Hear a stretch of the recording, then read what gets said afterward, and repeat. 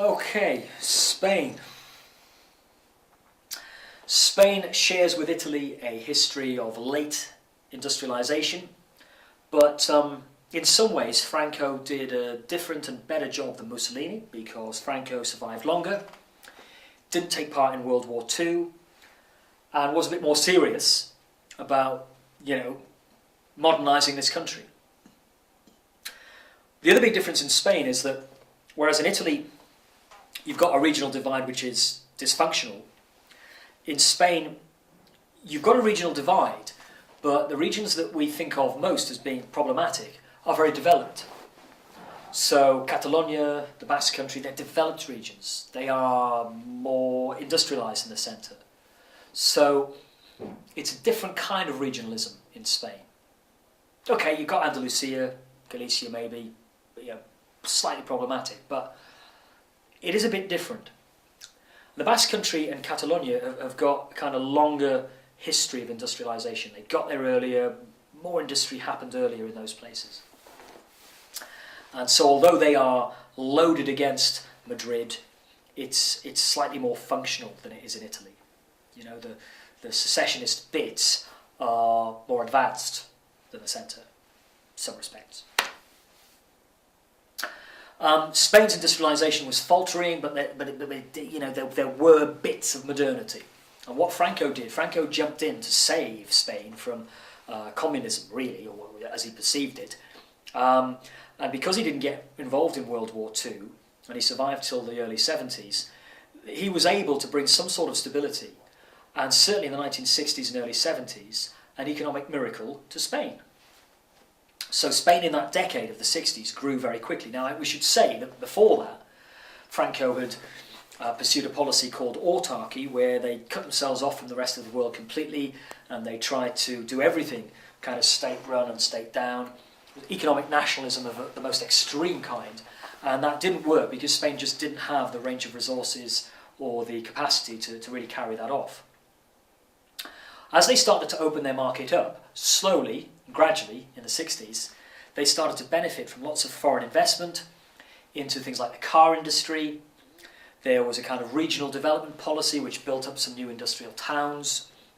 There was a construction boom, a tourism boom. Lots of Spanish people were sending money back to Spain from overseas. Spain was getting a lot of foreign investment, and there was basically an economic miracle in Spain.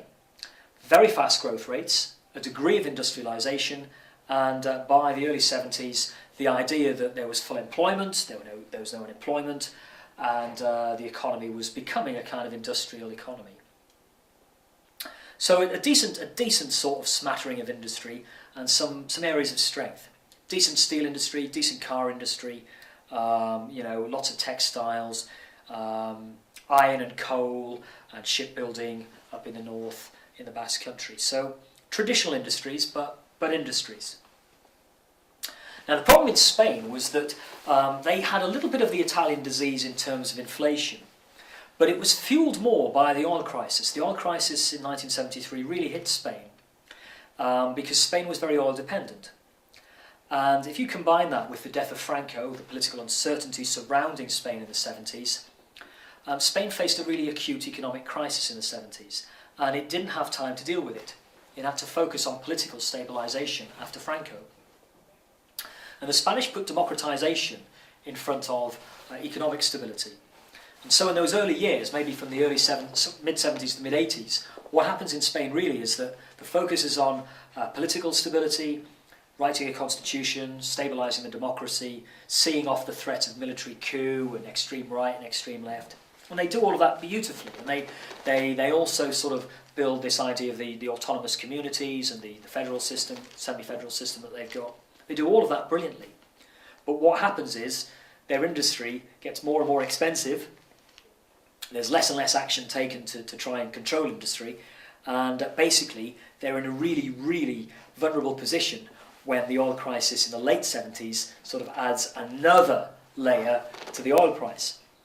And what this does is it exposes Spanish manufacturing industry to an industrial crisis.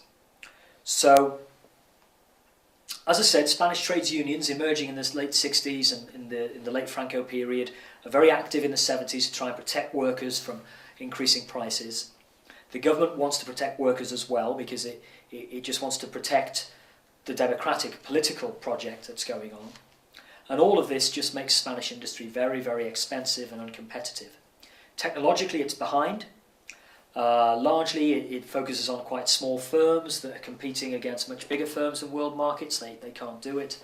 And a lot of their industries are sort of declining industries, low growth, slow growth industries, and industries in which really comparative advantage has gone to the newly industrialized countries of the Far East, East Asia, Korea, Taiwan, etc.